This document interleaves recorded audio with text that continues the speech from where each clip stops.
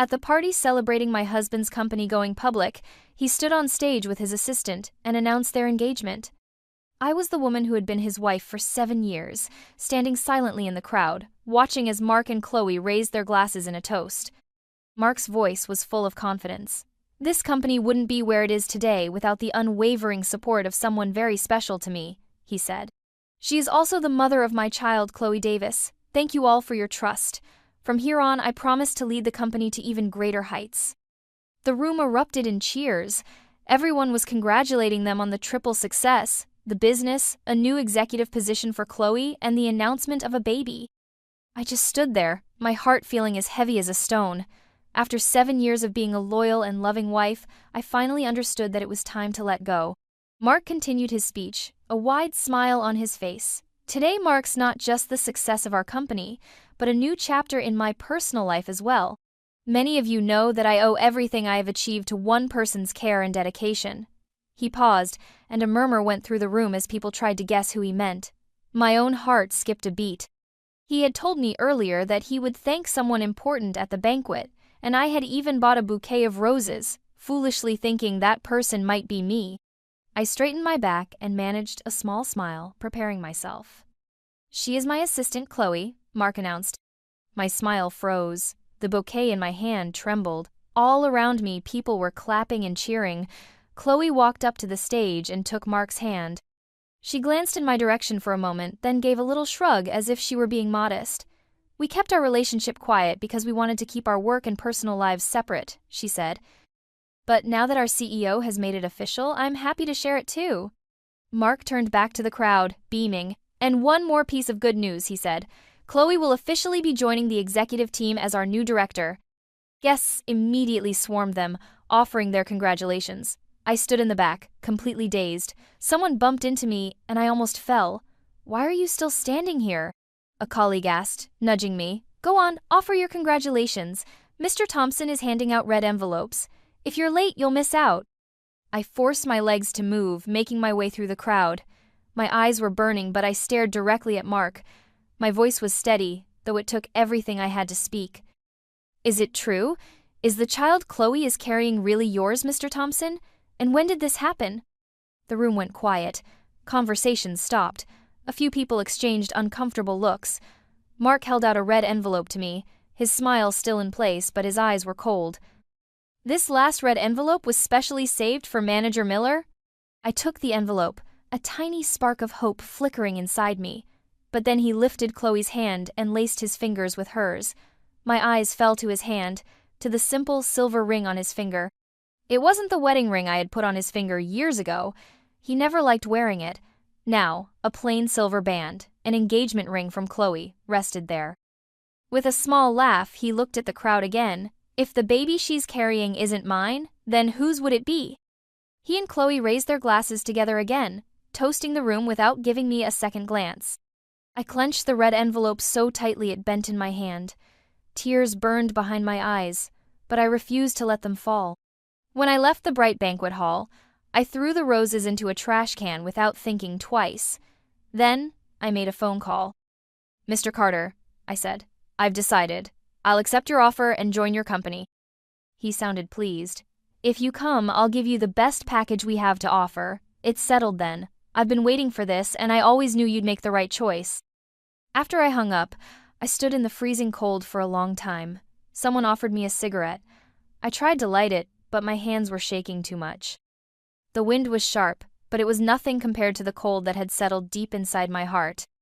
Mark and I had been together for 7 years, and married for 4. All that time, he kept our relationship a secret from everyone. He always said it was for his career, that once he was successful, he would tell the world about us. When people guessed we were close, he would deny it immediately. To make him feel better, I threw myself into my work. I did everything at the company, worked long hours, and stayed out of the spotlight, just like he asked.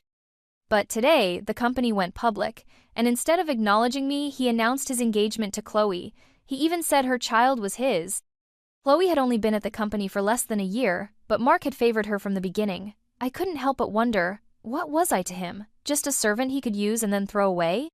That night, when Mark finally came home, he stopped as soon as he walked in the door. He sniffed the air and frowned. I thought you quit smoking. Now you're starting again? I really overestimated you, he snapped. Do you ever listen to anything I say? I sat in silence for a moment before letting out a cold laugh. Don't worry, I said, my voice flat. I smoked outside. Let's talk about the real issue, shall we? The child. Mark's expression changed for a second, and his voice softened. The company's IPO needed a lot of publicity. Announcing an engagement, especially with a pregnancy, gets attention. It attracts investors. It was a strategy. As for the child, of course it's not mine, but by the time you asked me about it, the engagement with Chloe had already been announced. I couldn't very well say your name on stage, could I? I didn't say anything. He came over to the sofa and leaned against my shoulder, trying to be affectionate. In the past, when I still loved him, this softer side of him always worked. I would feel guilty for ever doubting him. He reached out and took my hand. I almost gave in, but as I looked down, I smelled a familiar woody, musky scent. It was the same perfume I had noticed on Chloe before. I stiffened and pushed him away. The softness disappeared from Mark's face. His expression turned cold, and his voice rose. Sarah Miller, is this how you act when I'm trying to make peace with you? I did this for you. If you weren't always so unpresentable, do you think I would need Chloe at public events? She studied abroad. She has poise. She knows how to act in front of cameras. I looked him straight in the eye. Tell me honestly, Mark, is it really that I'm not good enough? Or is it that you never wanted me to be seen? Chloe gets the spotlight, but I'm your legal wife. Why was I never allowed on stage? His face twitched. In terms of education, I graduated from a top university, just as good as whatever second-rate school Chloe went to overseas. As for my skills, when the company was struggling, I handled both research and business. I led product development, negotiated deals, and charmed clients. People in the office used to whisper that Mark was just a figurehead. He hated that. He said I was stealing his thunder, that he wanted to be the kind of CEO people looked up to, and I should be the woman behind the man. Back then, I believed him. I agreed to step back and let him have all the credit and applause. But now, the man I thought I would spend my life with had given my years of hard work and my rightful place to someone else. Mark reached into his briefcase and pulled out a necklace.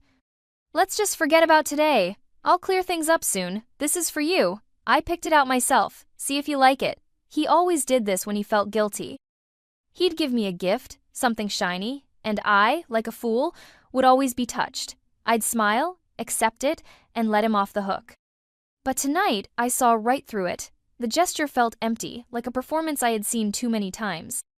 For the first time, I wondered if he had ever really seen me, or if I had always just been a convenience. I turned the diamond necklace over in my hand and saw a small tag with 3 words on it. Not for sale. Suddenly, I remembered a post Chloe had shared on social media that morning. In the photo, she was wearing a deep blue gown, the same custom design from an exclusive collection. Her caption read, "Thank you to my darling for this special gift. Only mutual love is blessed. Those who are unloved are simply unnecessary." I looked at the necklace in my hand and laughed bitterly. Right in front of Mark, I threw it into the trash can. His face darkened. Don't be so ungrateful. I'm trying to make peace with you. What more do you want? If I'm not mistaken, I said quietly, this necklace came as a free gift with Chloe's dress. If someone else doesn't want it, I certainly don't. Mark's face twisted with anger. Sarah, you're always so jealous. Who do you think you are? I bring you a necklace, and you act like this. Fine. Keep it or don't. I don't care. You're not sleeping in the bedroom tonight. He slammed the door, leaving me alone in the living room. I sat on the sofa for hours, scrolling through Chloe's social media. My heart felt heavy. Looking back, all her romantic posts from the last 6 months suddenly made sense. We had been married for 4 years. While Mark was busy with work, I made our home perfect for him. I had designed the entire house myself, from the chandeliers to the armchairs, which I had flown to Italy to have custom-made just for him. He hated takeout, so I taught myself to cook, learning his favorite dishes from online videos. For our anniversaries, for Valentine's Day, for his birthday, I planned surprises and bought thoughtful gifts, but he always acted indifferent. I used to think he just wasn't a romantic person, but now I knew the truth. He just wanted to celebrate those moments with someone else. Each of Chloe's posts felt like a knife in my heart. The thought of divorce grew in my mind, unstoppable. I couldn't stand the idea of going back to the office. The next morning, I still made 2 breakfasts, just like always. Mark ate his without a word, then asked if I wanted to ride with him to work. It was a strange offer. He had never made it before. Earlier that year, on a rainy day, I had asked if I could get a ride with him because my rideshare app kept canceling. He had snapped at me, accusing me of trying to reveal our marriage and telling me to just stay home if I couldn't get a ride. I remembered Chloe pulling up in her car then, smiling as she picked him up. Now, as I opened the car door, Chloe turned around in surprise.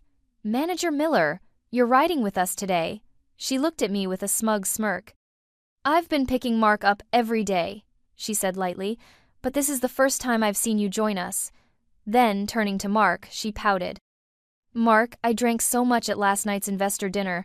My head is still spinning. Since Manager Miller left early and must be feeling fine, maybe she can drive." She gave Mark a pitiful look. Mark frowned for a moment, then said, as if giving an order, "Sarah, you drive." I held back my anger. "No, I'll take a taxi like usual." I had no intention of being Chloe's chauffeur. Mark turned to look at me.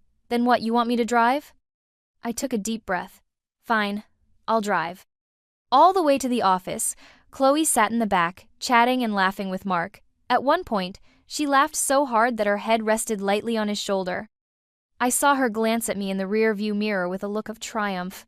She leaned forward and asked sweetly, "Manager Miller, you don't mind me picking Mark up and dropping him off every day, do you?"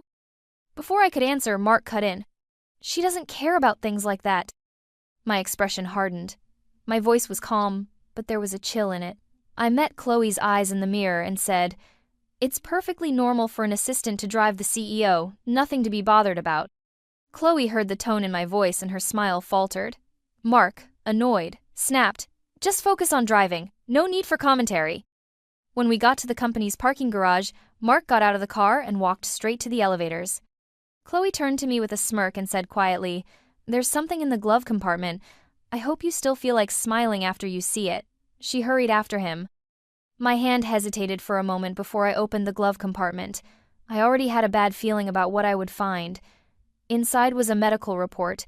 It was a prenatal blood test. Chloe was 4 months pregnant. The confirmed biological father was Mark.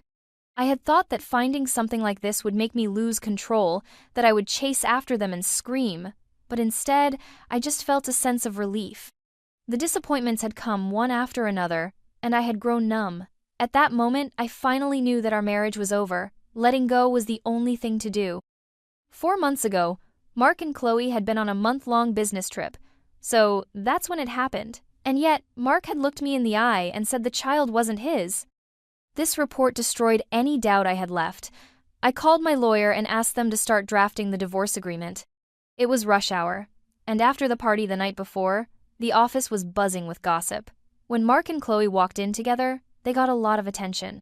Manager Miller used to be so close to President Thompson. They looked like a perfect match, but Chloe has only been here a few months and already won him over. Looks like Miller was just a desperate fan in the end. She got nothing. I stepped into the elevator in silence. When they saw me, the gossip stopped. I didn't blame them. They didn't know the truth. The only one I blamed was Mark for making me the fool in this whole situation. I glanced at the divorce papers my lawyer had sent over, read through them, and replied that everything looked good. Then I turned off my phone. In the tech department, I calmly handed off my work to my colleagues. At lunch, I planned to eat something simple in the cafeteria, but of course, Mark and Chloe were there too. Chloe saw me and deliberately brought Mark to sit at the table next to mine. "You need to eat more, Mark," she said sweetly. "You've been overworking yourself." She picked up a peeled shrimp and held it to his lips. Around us, co-workers watched with admiration. President Thompson and Director Davis really are the perfect couple.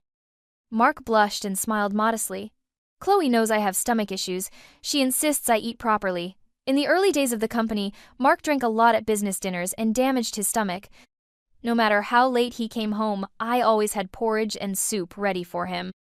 As the company grew and my work brought in more partners, the pressure on Mark eased, and he didn't need to entertain clients as often." I didn't say anything. I just smiled, stood up with my tray, and started to leave. Chloe, annoyed by my lack of reaction, called out, "Manager Miller, are you not feeling well? You barely touched your lunch." Her voice drew everyone's attention. I paused and replied calmly, "You kill my appetite." Then I turned and walked away. Chloe's eyes filled with tears. She looked at Mark with a wounded expression. Mark's face turned cold. He stood up and yelled, "Stop right there!" His voice echoed through the cafeteria. "This is a workplace. I will not tolerate this kind of behavior. Apologize to Director Davis right now or get out. You're fired." I paused, glanced over my shoulder, and gave him a small smile. That works perfectly for me. I turned and walked away, leaving behind the sound of Mark shouting my name. I never looked back. During my lunch break, I went to the law firm and picked up the finalized divorce papers. In the afternoon, I submitted my resignation to Human Resources. With the documents in my hand, I went straight to Mark's office. Before I could reach the door, his new assistant stepped in front of me. "Manager Miller," she said quickly, "Mr. Thompson and Director Davis are in a meeting. You can't go in right now. If you have any documents that need his signature, I can take them for you." Something about her urgent tone made me uneasy. I ignored her and reached for the door. "I tried to stop her!" the assistant shouted, her voice rising in panic. My hand trembled as I turned the doorknob. The first time, my hand slipped. I was about to try again when the door opened from the inside. Chloe stood there, blocking my view. She looked annoyed. "Manager Miller," she said with a fake smile. "Did you come to apologize?" I stared at her messy collar and flushed cheeks. My chest tightened. Without a word, I pushed past her. And there was Mark, sitting behind his desk. He was always so meticulous about his appearance, always perfectly polished. But not today. The shirt he had ironed and buttoned so perfectly that morning was now on inside out. Knowing something is one thing, seeing it for yourself is another. I could picture how they had rushed to get dressed, fumbling and panicked. Rage surged through me. Mark, trying to save face, snapped at me. "Did you do this on purpose? You think you can just walk into the president's office anytime you like?" "You two make me sick," I said coldly. I slammed the resignation letter and the divorce papers down on his desk. "Mark, I want a divorce." He stared at me, stunned. "You want a divorce?" He looked like he couldn't believe what he was hearing, as if it had never occurred to him that I might be the one to end things. I stayed calm. "If you're unhappy with the division of assets, we can adjust it. The apartment stays with me. You can have my 5% stake in the company. I only want $2 million. Mark knew that my contributions to the company over the years were worth far more than that. I had paid for the apartment and decorated every inch of it. Even the new assistant, wide-eyed, could hardly believe what she was seeing. Her eyes darted between the three of us. Mark glared at her. "Get out!"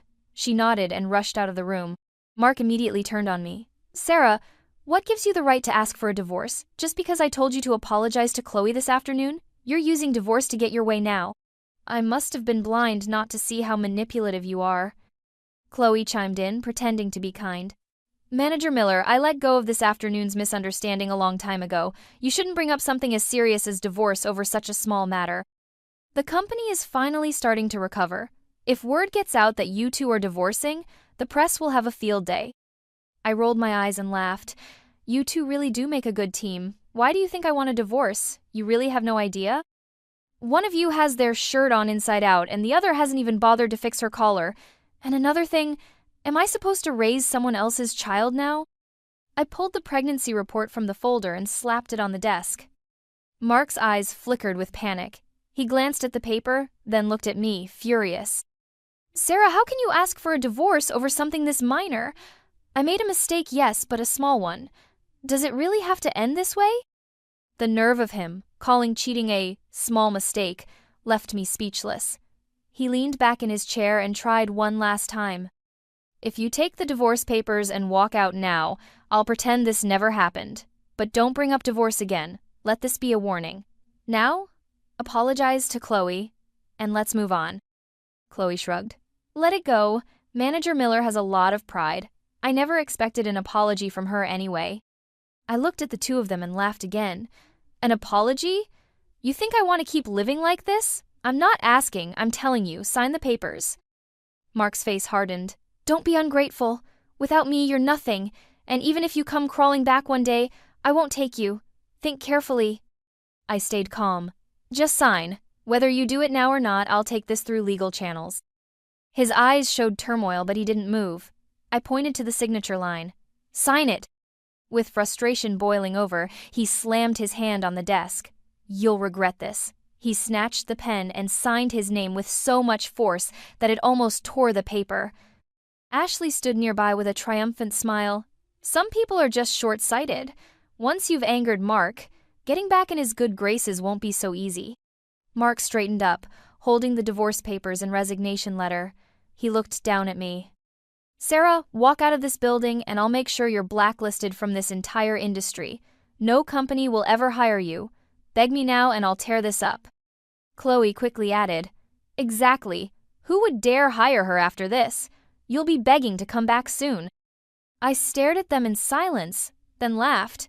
I reached out and took both documents. "We're done," I said, and walked out of the office. A few colleagues saw me leave. It didn't take long for word to spread. Rumors flew that I had resigned after a vicious argument or that I had been fired and blacklisted. By the end of the day, the news of our divorce was also making its way around the office. That evening, a tall, lean man appeared at the entrance of a restaurant. Daniel Carter walked in, dressed in a tailored suit. When I had just graduated, Daniel had offered me a job at his family's company. We had the same mentor in college, and he had noticed my name being praised often. But I had turned him down, determined to help Mark build his startup. I had naively believed that love was all we needed. Daniel stirred his coffee slowly. "So, Junior," he said with a smirk, "you turned me down once. What made you change your mind? That little company not living up to your potential?" He looked more mature now, his presence more composed. I sighed and gave him a bitter smile. "Looks like I'm getting frozen out of the whole industry. Honestly, I have nowhere else to go. I need a job. I'm hoping you might still have room for me." His lips curved into a soft smile. "No need to be so formal. Just call me senior like you used to. Judging by your face, things over there weren't exactly great." After 2 beers, the ache in my heart began to fade, and I told him the whole story. The more Daniel listened, the angrier he became. He cursed Mark without holding back. "What an idiot," he snapped. "You gave him years of loyalty, and this is what he does? He's going to regret this. Mark my words." He ranted for a while, and every word he said felt like it hit the right spot. I quietly wiped away a few tears.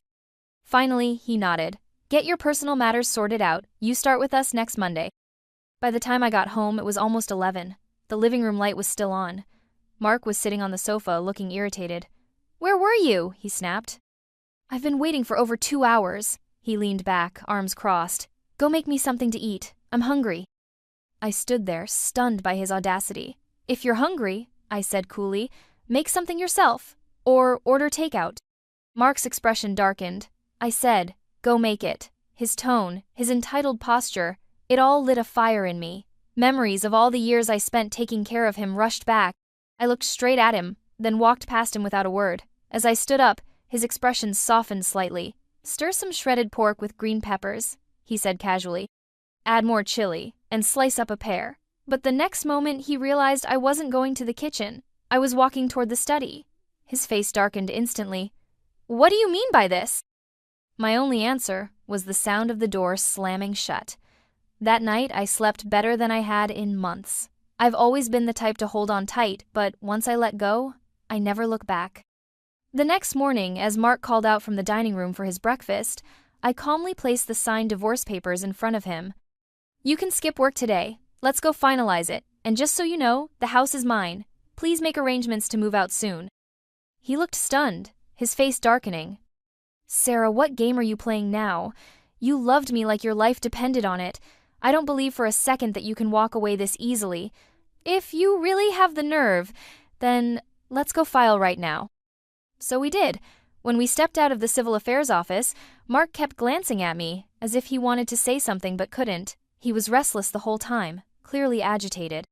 What bothered him most was that I wasn't clinging to him like he expected. He was used to being adored, and he wasn't ready for me to let go so easily. Outside the office, we parted ways. Chloe was waiting in her car to pick him up. Mark lifted his chin, pulled her into a casual hug, and said with a hint of smugness, "Some people just aren't meant to be, Manager Miller. Or, rather, former Manager Miller." Chloe added, "Please don't be too sad, okay?" I looked at her for a few seconds and replied with a faint, cold smile, "There's nothing to be sad about." That one sentence made Mark's brow twitch. Without another word, He let go of Chloe's hand and got into the car alone.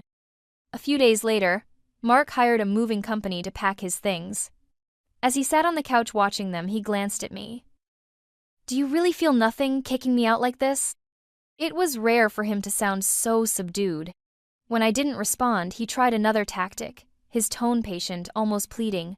"Look, what's done is done. We may be divorced, but we were still husband and wife once. Can't we at least stay civil? Ever since you left, the tech department's been a disaster. A few of our top investors are threatening to pull out. Only you can stabilize things." I raised an eyebrow. "So you cheat, divorce me, and now you expect me to clean up your mess?" Mark frowned. "Clean up the mess? Didn't we build this company together? Don't you care at all? Didn't we share the profits? What's wrong with keeping work and personal matters separate?" He had been a boss for too long, always trying to turn emotions into business arguments. "I'm sorry," I said calmly. "I've already accepted a new job. I won't be getting involved with the old company again." Mark scoffed. "Cut the act, Sarah. I already spread the word. No company will hire you. You come back now, and your position and salary will be exactly as before. But keep dragging this out, and it'll stop being funny." I poured myself a glass of water. Mark reached for it, but I calmly raised it to my lips. He pulled his hand back and glared at me. "Mark," I said, my voice steady, "you're only asking me back because I'm useful. The tech department is failing, and you need someone to fix it. But I'm not that woman anymore. When I see you now, I feel sick. The company is yours now. I won't be returning. And by the way, I changed the lock code. Once your things are gone, don't come back." His face turned dark with fury. A month passed. Word of our divorce spread. Investors backed out, and technical issues piled up. Mark's company, which had just gone public, saw its stock price plummet. The industry's opinion of him soured. Despite his attempts to control the rumors, the business continued to spiral downward. Meanwhile, I had joined Daniel Carter's firm. In just a few weeks, I had earned the respect of my new colleagues. Daniel, recognizing my skills, invited me to attend an investment seminar with him. Grateful for his trust, I accepted immediately without even looking at the invitation. That evening, I found myself in the same grand hall, surrounded by familiar faces. I froze for a second. If I had known the seminar was hosted by my former company, I would have declined. I turned to leave, but a few old coworkers spotted me and surrounded me with questions. "Whoa, Manager Miller, we heard you and Mr. Thompson got divorced. Is it true the child is actually Director Davis's? Come on, tell us what's real." A few steps away, Mark, standing in the middle of a crowd, saw me and called out, "Sarah? You're not even with the company anymore. What are you doing here?" He then turned to the others. "And the rest of you, stop gawking. Tonight's event is about securing investment from the Carter Group. Get to work." The crowd scattered, though they kept glancing at me. Mark walked over, a smug smile on his face. "I knew it, Sarah. You can't stay away from me. Just a few days and you already regret it. If you want my forgiveness, you'll need to show some sincerity. Go on, beg a little." Beside him, Chloe's eyes were red. She stepped forward. "Sarah," she said sharply, "you're a woman too. Can't you have some dignity? What are you doing, still clinging to Mark?" Then she raised her voice for everyone to hear. "Don't give us that talk about love. What you really care about is the divorce settlement. You just came here to stir up trouble." Mark frowned at her words, but then seemed to consider them. He looked me up and down. "You're always like this, Sarah. No sense of propriety. Tonight is too important. We're meeting with the Carter Group's technical consultant. I don't want any disruptions. You need to leave now, or I'll have security escort you out." I looked at him calmly. "I am the technical consultant from the Carter Group." Mark laughed coldly. "You? You were blacklisted. What company would even hire you?" Chloe snorted beside him and gestured to some nearby employees. "Get her out of here." They started to move toward me, but just then the doors swung open, and Daniel Carter entered, flanked by his assistant and 2 security guards. The room fell silent. Mark's demeanor changed instantly. He rushed forward with a wide smile. "Mr. Carter, what an honor! We never expected you to come in person. Oh, and your technical consultant, has he arrived? We can have him start reviewing our work right away. I'm extremely confident in our technology." Daniel paused, then pointed in my direction. "She's right there." He looked at me and called out, "Consultant, what are you waiting for? Go take a look at their technical documentation." The room was stunned into silence, then chaos erupted. Old colleagues scrambled to pour me tea and offer me a seat. The new tech manager trembled as he handed me the file. "Sister Miller, please be kind." Mark's smile froze. This can't be." Chloe stepped forward in disbelief. "But the Carter Group does thorough background checks. How could she possibly have become a consultant so quickly?" Daniel smiled warmly and patted me on the shoulder. "Why not? Consultant Miller was my junior back in university. Our professor praised her often, said she was one of the brightest minds he had ever taught." He sighed. "It's just a shame," he continued, turning to the crowd, "that when she graduated, she gave up an offer from my company just to follow some man to an unknown startup. I invited her multiple times, but she never came." Then his voice turned sharp. "And that man, he turned around and had a child with someone else." The room was deathly silent. Everyone glanced at each other, not knowing where to look. Daniel turned to Chloe with a faint smile. "Tell me, do you think this man is both blind and shameless?" Chloe's mouth opened, but no sound came out. Mark's face turned pale with embarrassment. Seeing Chloe remain silent, Daniel's smile faded. "Is this how your company treats a potential investor from the Carter Group? With silence and disrespect?" Mark quickly understood the danger. He pressed Chloe's head down in a forced bow. "She's new to the role," he explained with a strained smile. "Director Davis isn't used to high-level meetings. Please accept our apology." Chloe bent over with an awkward smile, pouring a fresh cup of tea for Daniel. I let out a small cough. Daniel glanced at me, caught my expression, and lowered his hand before taking the cup. "What is it?" he asked. I set down my own teacup and smiled coldly. "This gentleman here is my ex-husband. And as for Director Davis," I said, glancing at her, "I believe you can guess her role. Just before you arrived, I told her I was the consultant for the Carter Group. She tried to throw me out." Daniel's eyes narrowed. A splash of hot tea spilled from the cup directly onto Chloe's expensive dress. "You?" Chloe yelped.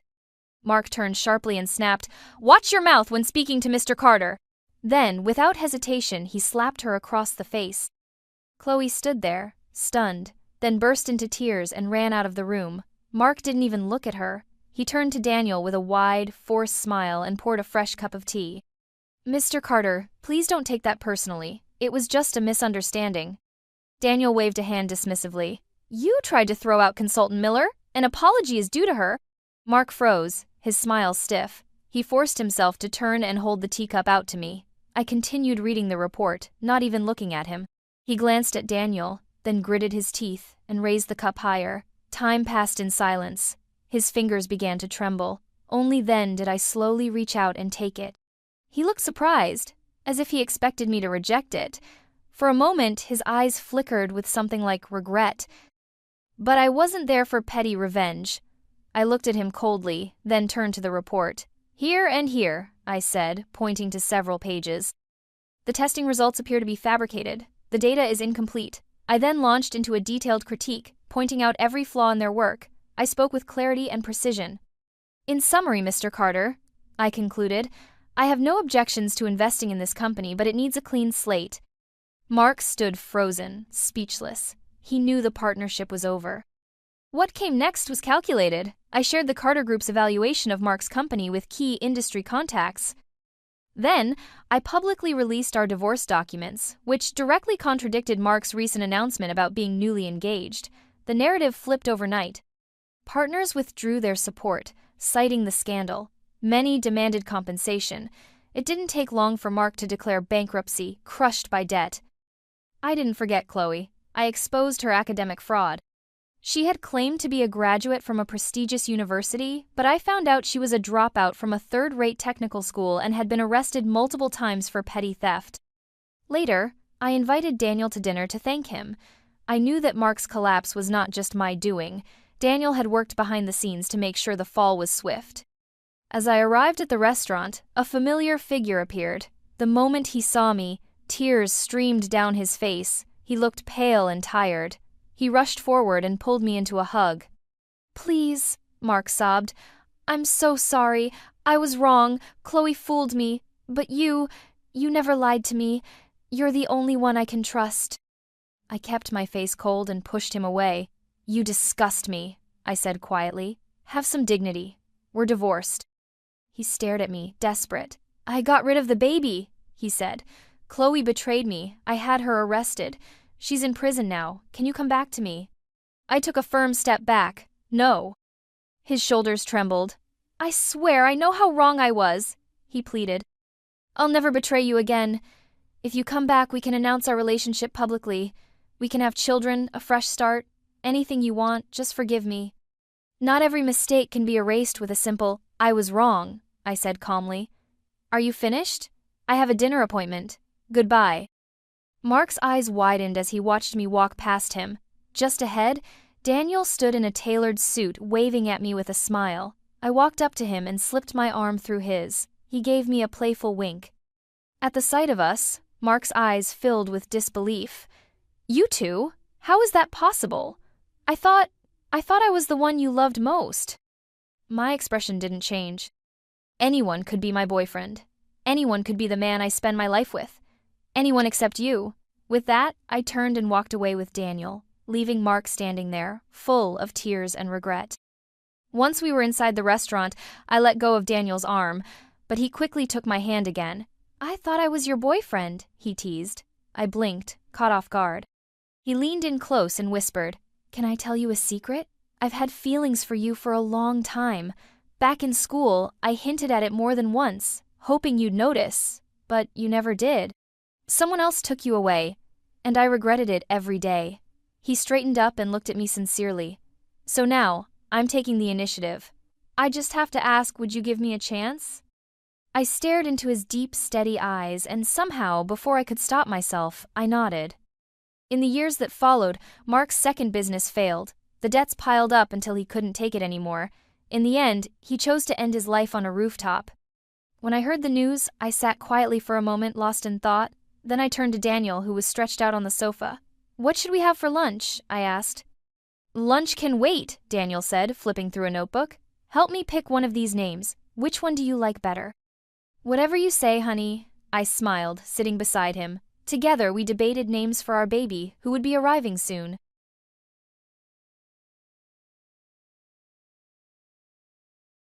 That some people hate New York, right? Otherwise, everyone would want to be here. It's true. That's very true. Yeah, I wasn't cut out for it. I did a play there. God, in what, 2016, and had a lovely time doing that. Like, lived in the East Village, lived that life. But then the reality of actually living there after that was a little different. Derezd Drew, thank you for the follow. Welcome in. Most logical, Esperanto and Japanese. Okay. Nice. There were days where I lived in New York where it was... That's numbers I don't like to see. -40. Wait, tumbleweed's an invasive plant species from Russia? What? Almost moved there? Something I don't remember happened. Something in November. I'm sure I can't remember what that would have been. Can't think what could have done that. Oh, fuck, I fucked it. Worst temp I felt was -54 Celsius.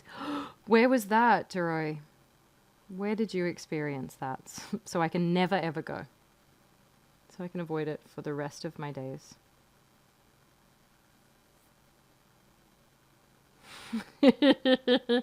Yeah, Trop.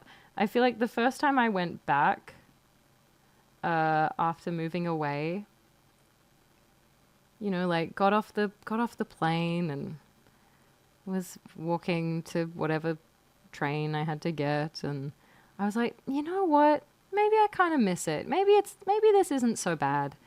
And then, like, the train was cancelled. It was like, oh, yeah, those ones aren't running anymore today or for a while.